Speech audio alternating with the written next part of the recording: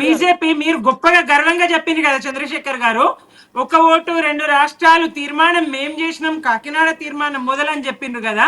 ఆ తీర్మానానికి కట్టుబడి తెలంగాణ ప్రజలను మోసగించకుండా మీరప్పుడే తెలంగాణ ఇచ్చి ఉంటే ఈ బలిదానాలు జరుగుతుండేనా? ఈ అంత ఈ ఈ బలిదానాల వెనుక, ఈ ఈ హింస వెనుక, ఈ ఈ ఆత్మ బలిదానాల వెనుక మీరు లేరా? కారణం మీరు కాదా? ఆ ఉసురు బీజేపీకి భారతీయ జనతా పార్టీ ఒకటి భారతీయ జనతా పార్టీకి తగులుతుంది ఆ ఉసురు. మీరు ఇచ్చినటువంటి మాట ప్రకారం కాకినాడ తీర్మానం ప్రకారం రాష్ట్ర ఏర్పాటు చేసి భారతీయ జనతా పార్టీ మొదటి నుంచి కూడా తెలంగాణకు అనుకూలంగానే ఉన్నది.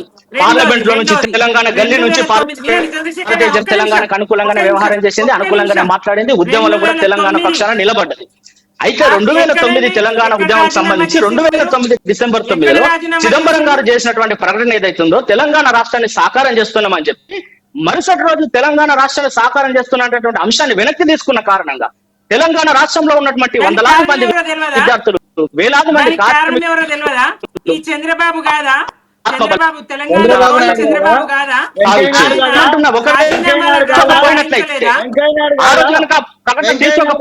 చంద్రబాబు నాయుడు వదిలిపెట్టు, చంద్రబాబు నాయుడు వదిలిపెట్టు.